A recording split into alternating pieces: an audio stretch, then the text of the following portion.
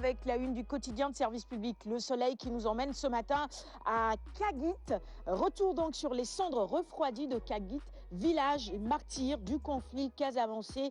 Plus de 300 familles sont revenues justement dans la localité. À la une également, El Hadj Maguette, ambassadeur du Sénégal en France. Pourquoi le MEDEF a choisi Macky Sall pour son université d'été?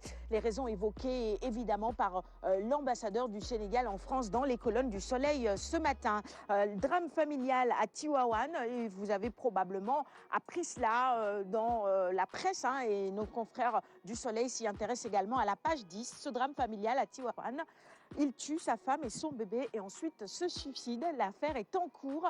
L'enquête est également en cours pour évidemment tenter de comprendre ce qui s'est réellement passé. Le port autonome de Dakar, au niveau du port autonome de Dakar, eh bien, c'est le début du transfert du nitrate d'ammonium vers le Mali.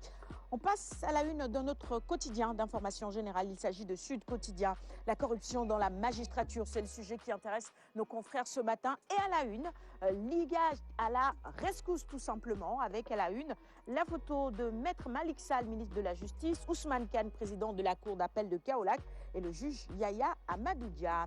La une de l'As maintenant sur le même sujet, le scandale de corruption dans la magistrature, les sanctions encourues par les juges Dia et Kane, rappelées dans les colonnes de l'As ce matin à la page 6 notamment. Nous poursuivons la revue des titres de ce matin avec Libération qui nous propose quelques lignes sur enquête sur l'affaire des 3 membres d'une même famille retrouvés morts à Tivaouane. Mystère autour d'un drame. Une lettre trouvée sur les lieux laisserait à penser que Cheikh Ahmed Tidiane Kane a tué son épouse de 25 ans et son bébé d'1 an avant de se donner la mort par pendaison.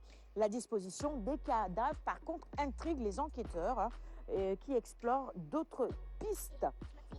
La une des Réumi quotidien sur une série de drames, un week-end sanglant, c'est ce qui barre, c'est ce que nos confrères retracent ce matin. À leur une, un ancien du MFDC tué, un commerçant sénégalais assassiné au Gabon, un automobiliste ouvre le feu sur un taximan à Pikine, et puis un père de famille qui tue sa femme et son fils, plus ce pan, un garçon tué par un camion à Kaffrine. Tous ces événements font évidemment de ce week-end un week-end tragique et sanglant pour nos confrères de Réumi. Et puis Ibeka qui douche la CEDEAO, je ne retournerai pas aux affaires, dit-il. La Guinée et la Côte d'Ivoire en sursis. Les Échos, maintenant, la une du quotidien Les Échos, quotidien d'information générale également. Ce lundi 24 août, eh bien, les négociations entre la CEDEAO et la junte malienne Ibeka conjuguées au passé, la junte en place pour 3 ans. À la une également, Mignonne, de la réalisatrice franco-sénégalaise Maïmouna Doucouré, qui fait débat, un film où une jeune Sénégalaise de 11 ans cultive sa féminité et qui éclabousse Netflix en ce moment. On poursuit avec Vox Populi, la revue des titres à la une. Eh bien, le président du CNRA dit tout, Babacar Diagne solde ses comptes pour vendre. Les gens aiment titiller nos bas instincts. Franchement, quand vous voyez les teus et les khalats, il y a une prégnance autant pour moi du sexe et de la violence. Propos de Babacar Diagne, président du CNRA, qui est à la une de Vox Populi ce matin. Le sport maintenant, avec Stade d'abord. Ah bah oui, Stade qui célèbre le Bayern. Le Bayern qui brise le rêve du PSG 1-0 au cours de cette finale de la Ligue des Champions, 6e sacre et record de victoire pour les Bavarois. Record, même sujet évidemment avec la Ligue des Champions. La finale, c'était hier. Le Bayern brise le rêve du PSG.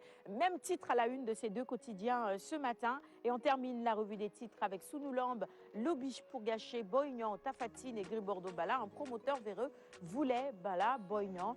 Comment Pape Chalice a sauvé son affiche? C'est tout pour la revue des titres du jour. Merci à tous d'avoir suivi cette revue des titres.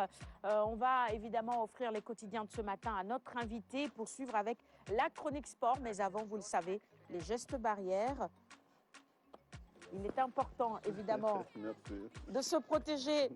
Malheureusement, le coronavirus est encore là.